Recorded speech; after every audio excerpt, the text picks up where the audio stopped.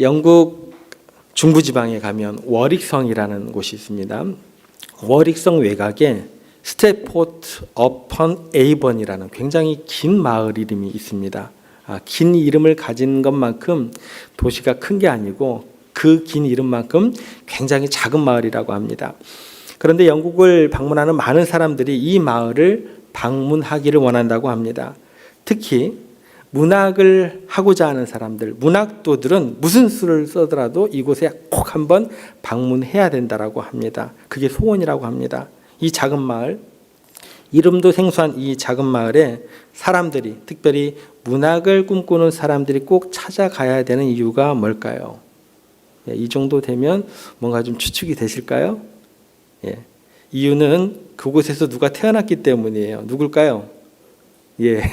셰익스피어입니다. 대문호 셰익스피어가 이름도 낯선 그곳에, 이름도 긴 마을인데, 그런데 반대로 마을은 되게 작아요. 그곳에 출생했기 때문이다라는 것입니다. 그래서 그곳에 셰익스피어의 생가를 보존하고 썼던 집기들, 또 책상들, 그런 것들을 관광객을 위해서 전시를 하고 있다고 합니다. 정말 작은 마을이지만 세계 모든 문인들이 한 번쯤은 거쳐가고 싶은 그런 작은 마을이다라는 것입니다.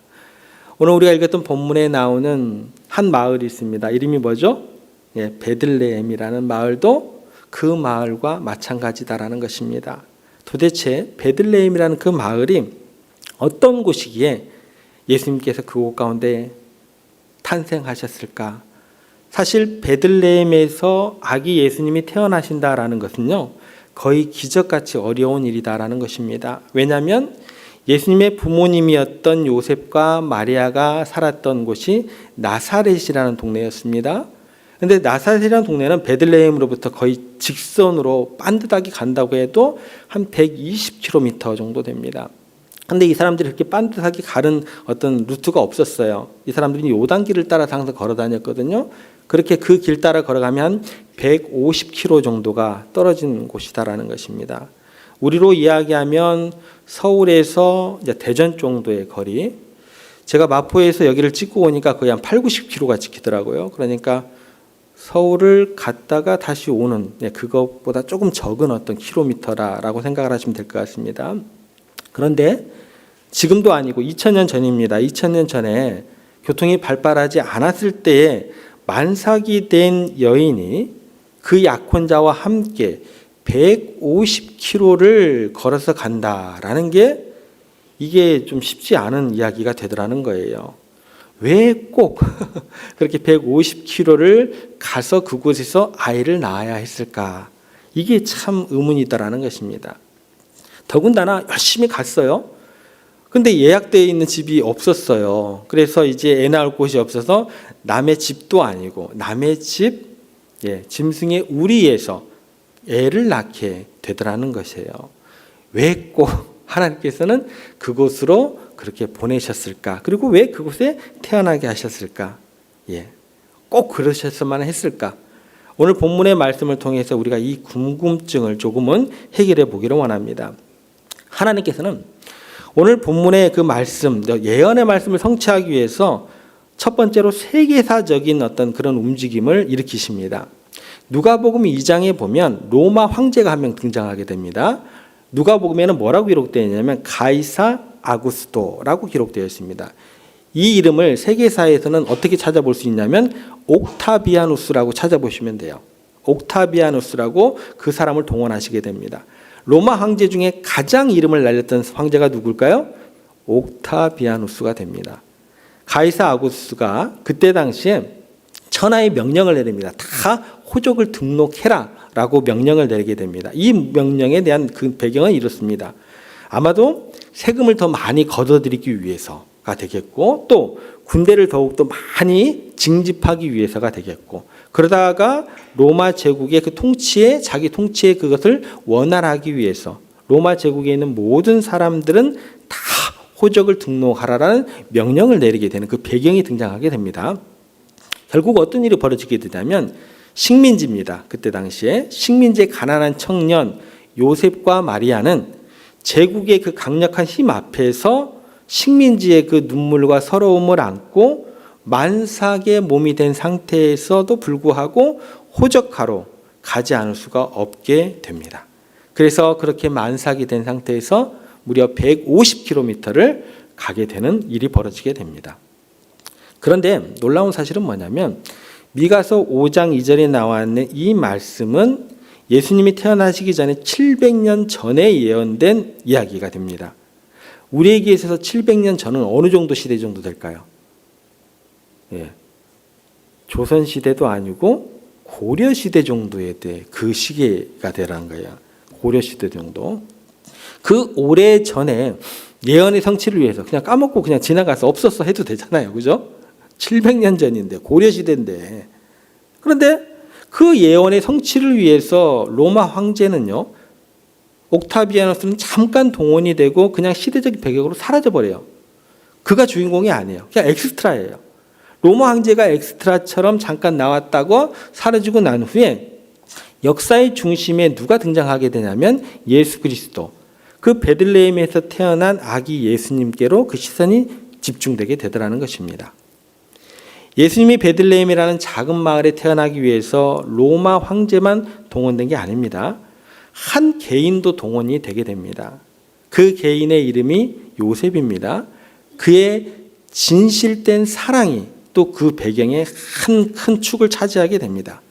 요셉이라는 청년이 자기의 약혼녀죠. 마리아가 자기와 상관이 없이 임신을 했을 때 요셉은 어떤 마음이 들었을까요? 아무런 느낌이 없었을까요? 예, 하늘이 무너져 내렸겠죠.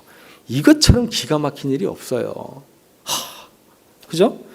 요셉을 대해서 이야기할 때 뭐라고 얘기를 하냐면 참 의로운 사람이라고 얘기를 합니다. 의로운 사람이 이런 일을 겪게 되었다. 예, 더 감당하기 힘든 일이었다라는 거예요. 그런데 다행히 의롭기만 한 게 아니고 그는 사랑이 많았다라고 요셉에 대해서 묘사를 해주고 있습니다. 그래도 그렇죠. 얼마나 충격이 컸을까요? 세상에서 가장 힘든 게 뭐냐면 배신입니다. 배신 중에서도 가장 힘든 배신이 뭘까요? 사랑의 배신. 가장 힘든 거예요. 지금 요셉에게 닥친 이 상황이라는 것은요. 요셉이 아무리 신앙이 좋아도 그 어떤 종교적인 이유를 갖다 붙여도 요셉에게 그게 이해가 될까요? 안 될까요? 남 이야기는 쉽게 할 수 있어요. 그죠? 그 어떤 종교적인 이유를 갖다 대도 신앙이란 이름을 갖다 대도요. 요셉에게 이것 자체는요. 가히 설명하기도 어렵고 너무나 용납하기 힘든 상황이다라는 거예요. 설령 요셉에게 누가 나타났죠?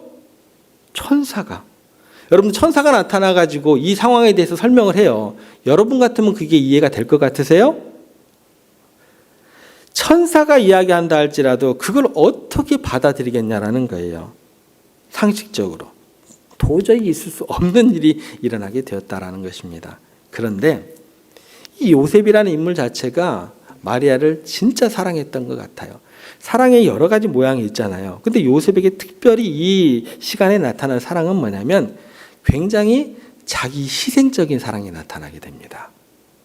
상대편이 나를 버린다 할지라도 배신한다 할지라도 내가 그녀를 끝까지 보호하고 책임져주고 그녀를 지켜줘야겠다는 그런 생각이 있었던 것 같습니다. 그래서 요셉은 자기를 희생을 각오를 하고 마리아를 끝까지 지켜주면서 그 만삭이 된 마리아를 데리고 무려 150km를 가게 되는 일이 벌어지게 됩니다.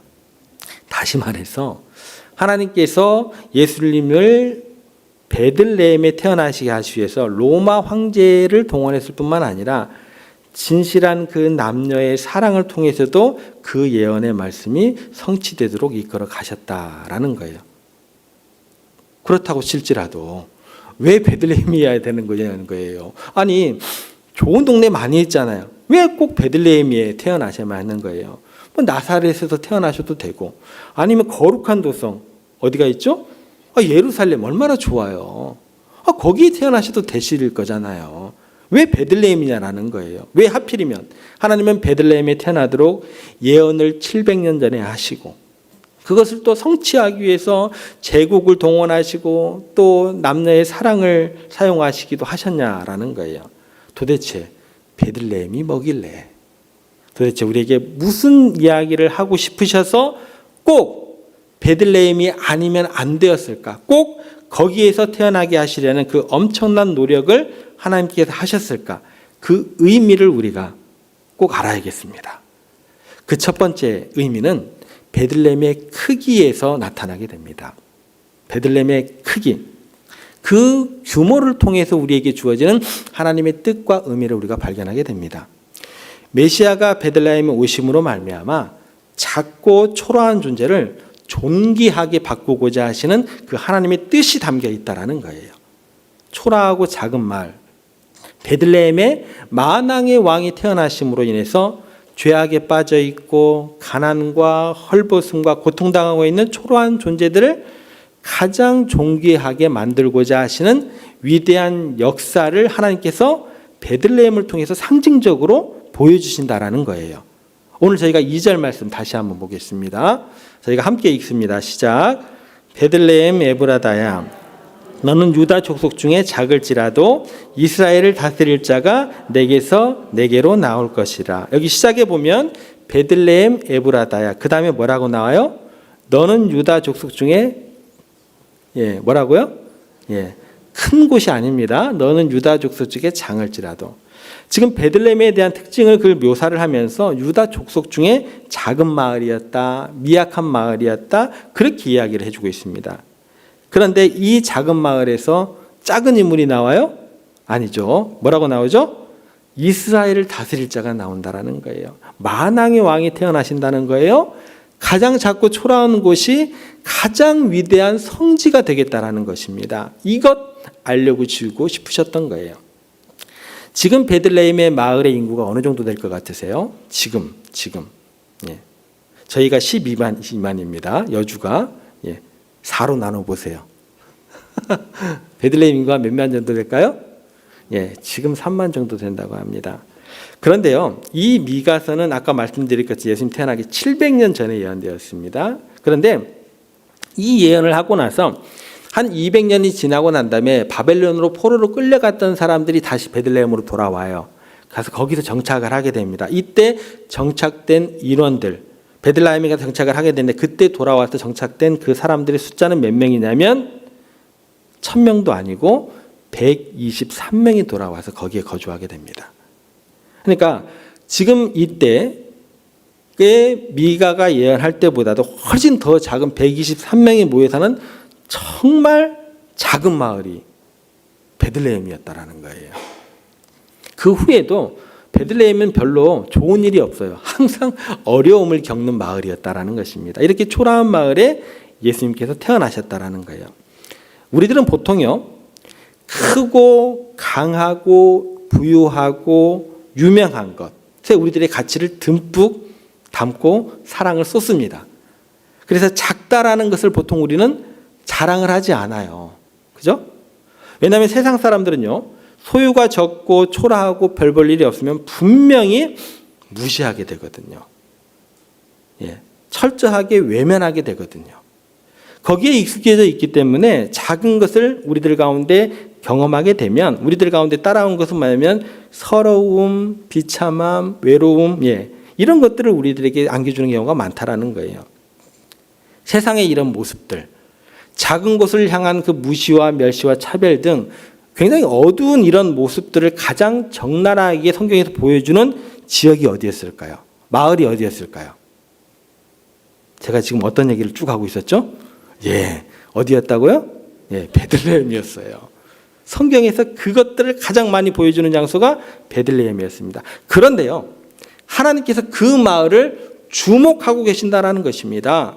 이 베들레헴에는 어떤 아픔과 어떤 눈물이 사연이 있길래 하나님께서 그곳을 주목하고 계셨을까요?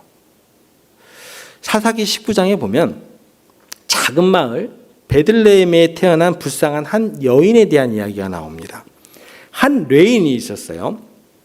근데 이 레인의 첩이 베들레헴 출신이었어요. 근데 사람들이 이 여자를 폭행을 한 거예요. 욕을 보였어요. 얼마나 비인간적으로 대하고 폭행을 가했는지 이 여자가 결국은 죽게 됩니다. 보통 이스라엘 사람들은요, 자기의 부족, 누군가 한 명이 다치거나 죽게 되면 그게 여자가 됐던 어린아이가 됐던 상관없이 그들은요 처절한 피해 복수를 응징을 합니다. 요즘에도 마찬가지죠. 만약에 팔레스타인에게 이스라엘이 죽임을 당했다 이러면요 그 공습과 폭격의 강도가 이루 말할 수가 없게 됩니다. 무차별 폭격입니다. 이게 지금만 그러는 게 아니고 이 부족의 고대에서도 똑같이 행해졌던 그런 패턴의 모습이었다라는 거예요. 그런데요 신기하게 레위인의 첩인 이 여인이 그렇게 억울하게 폭행을 당해서 죽임을 당했는데 부족 중에 그 누구 하나도 그녀의 억울함을 풀어주자고 이야기하는 사람이 있었을까요? 없었을까요? 예, 없었어요. 왜 그랬을까요? 베들레헴이라는 곳이요 유다 족속 중에서 너무나 작고 초라한 마을이어서 그곳 사람들을 생각을 하질 않는 거예요. 사람 취급을 안 하는 거예요. 너무나 멸시를 당하고 있는 서러운 지역이 베들레헴이었다라는 것입니다. 바로 이 멸시와 서러움이 가득한 곳에서 우리 예수님께서 태어나시게 됩니다. 베들레헴에 관계된 이야기는 이뿐만 아니라 눈물과 이별의 이야기가 또 연관되어 있는 곳이기도 합니다. 창세기 35장 16절에 보면 야곱이 정말 사랑했던 여인이 있습니다. 요셉의 어머니입니다. 누굴까요? 라헬이라는 여인이 있습니다. 야곱이 정말 사랑했던 여자 라헬이 만삭이 된 상태에서 길을 가다가 아이를 낳게 됩니다. 그런데 난산을 하다가 그곳에서 죽게 됩니다. 요셉에게 있어서 그것처럼 슬픈 사건은 없었어요. 슬픔이 가득한, 눈물이 가득한 곳이 됩니다. 바로 이 눈물이 가득한 그 아픔의 땅에 예수님께서 태어나시게 됩니다. 예루살렘과 세겜성 굉장히 큰 성들입니다.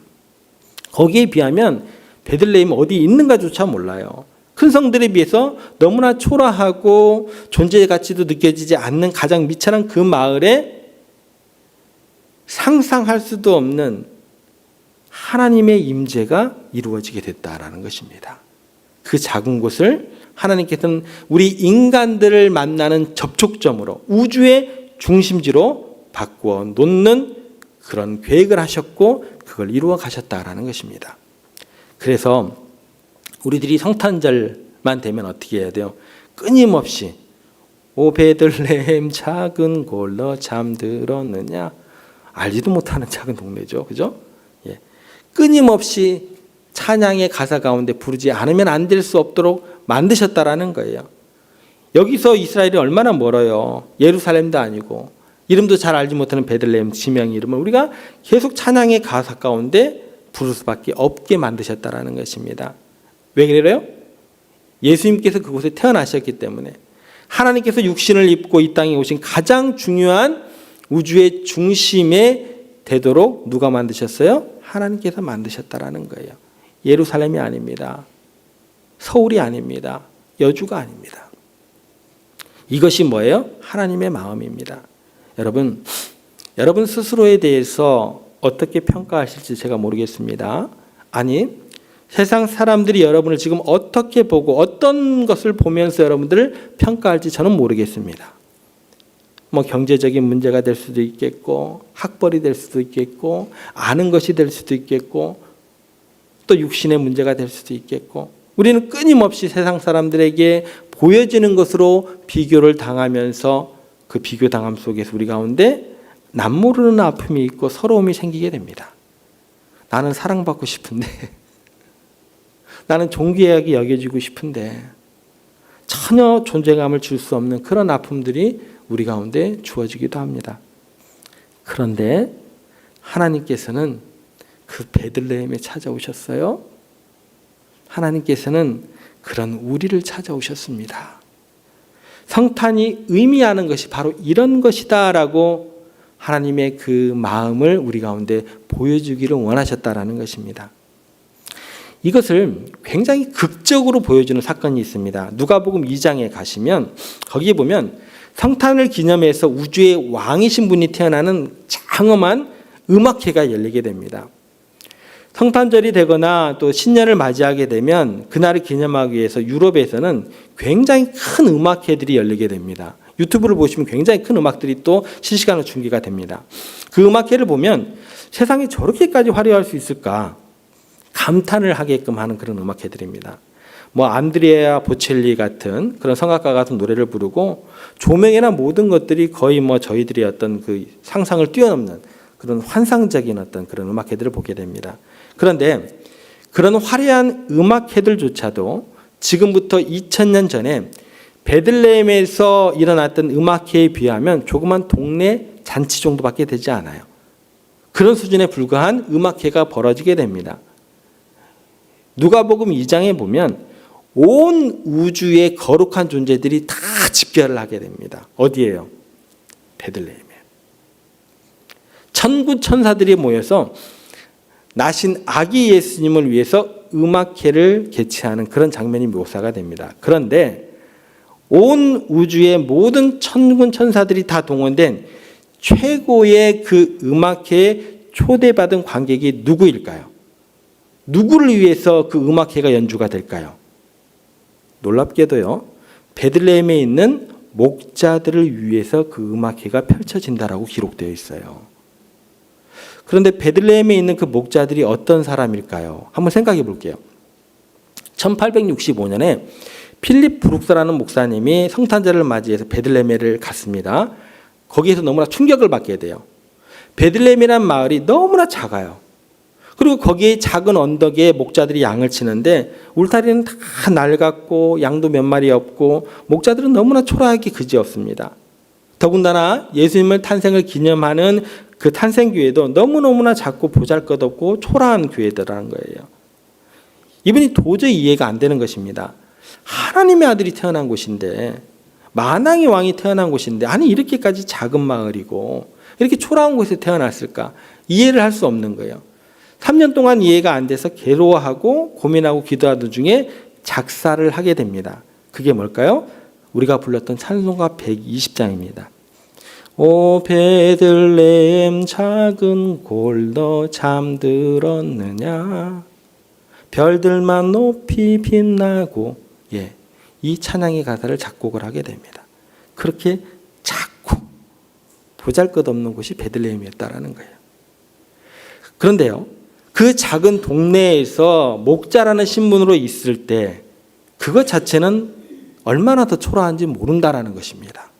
우리가 생각할 때 목자 그러면 예수님께서 선한 목자라고 했으니까 굉장히 낭만적일 거야. 뭐 푸른 초장 가운데 하얀 옷을 입고 하얀 양들과 함께 굉장히 고결하고 귀하고 막 순결한 직업같이 느껴지시죠? 제가 여러분의 상상을 깨뜨려 드리겠습니다.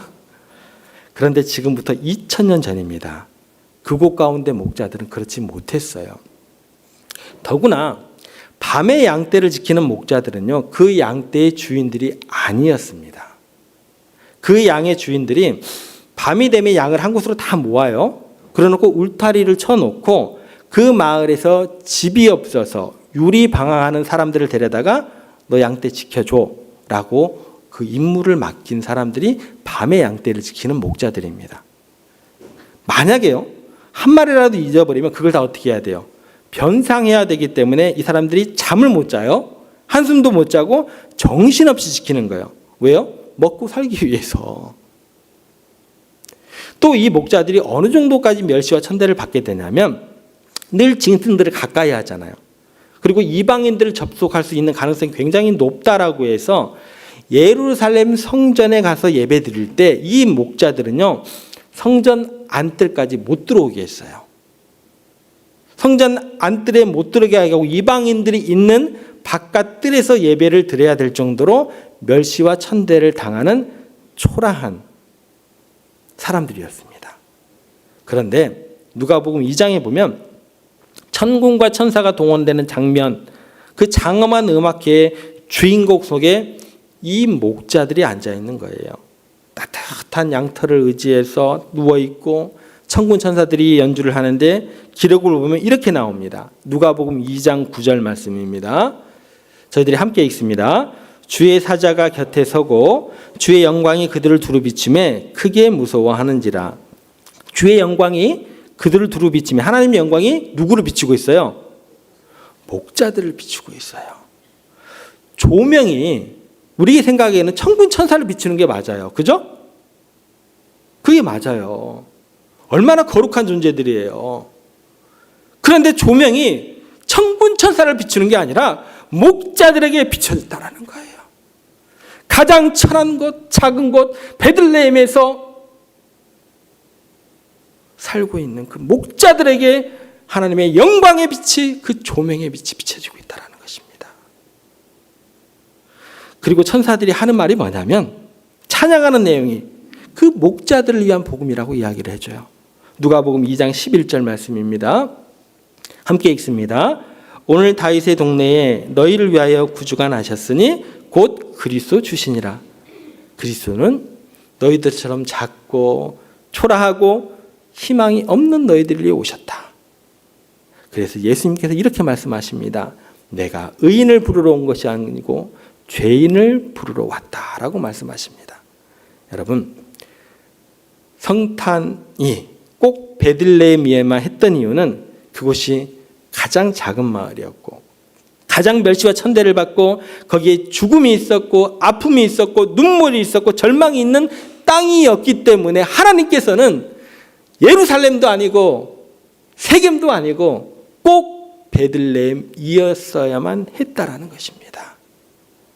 주님께서 오늘 여러분의 상처난 마음 가운데, 힘들고 아픈 마음 가운데 찾아가시기를 원하십니다. 보잘것없고 작은 것을 그리고 존귀함으로 조명을 비추시기를 원하십니다.